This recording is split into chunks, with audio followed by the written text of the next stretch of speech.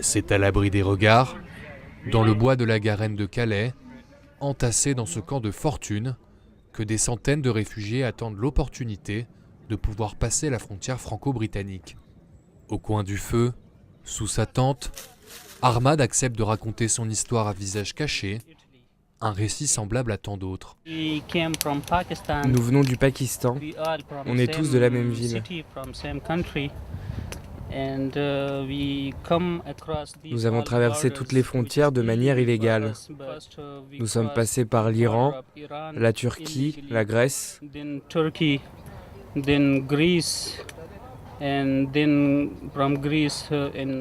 Ensuite, pour aller de la Grèce à l'Italie, nous avons pris un bateau. De là, nous sommes passés en France, où la police m'a contrôlé.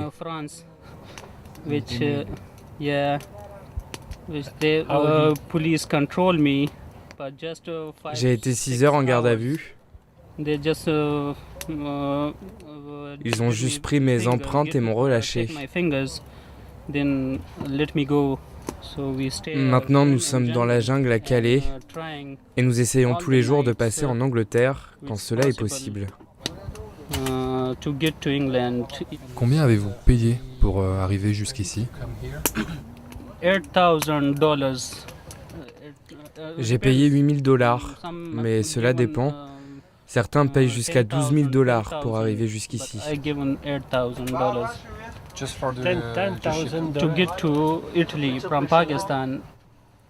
Pour aller du Pakistan à l'Italie, nous avons dû donner de l'argent aux policiers pakistanais et grecs. Est-ce que vous auriez quand même tenté de venir jusqu'ici si vous aviez su que cela était aussi difficile ? Si la guerre n'avait pas ravagé le Pakistan, nous aurions préféré rester là-bas. De l'est à l'ouest, on n'est jamais mieux qu'à la maison. On préfère le Pakistan. Nous aimons notre pays. Mais de nos jours, le Pakistan fait face à de nombreux problèmes. Juste pour avoir une bonne vie, juste pour un peu d'argent. Nous sommes prêts à affronter toutes ces conditions difficiles pour arriver jusqu'en Angleterre. Cette situation, ils sont nombreux et de tous les horizons à l'avoir connue. Depuis des années, les associations font leur possible pour tenter de venir en aide à ces hommes et ces femmes démunies. On est des petites mains en fait à essayer d'apporter un peu d'humanité où on est là, on se pose pas trop de questions. Il faut qu'on fasse un groupe humain fort de bénévoles, puis après ça on transfère notre lien social avec ces gens-là. Et ça c'est important, on rétablit en fait une communauté humaine. Et je crois que il y a le matériel, mais le matériel il manque de tout. Alors il ne faut pas oublier l'humain. Cette misère semble être un problème irrésolvable au rythme des conflits internationaux qui ébranlent le monde.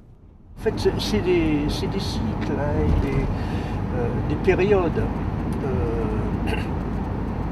Moi, j'ai connu jusqu'à plus de 3000 migrants lorsque c'était l'époque de la guerre du Kosovo.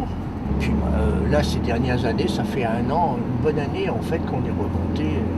On a remonté progressivement et il y a 1 an, on est arrivé vers les 1000 salariés, 1000 migrants, peut-être plus, certains disent un chiffre de 1500, 2000, 2500. Bon, je sais pas, 2500, là je sais pas.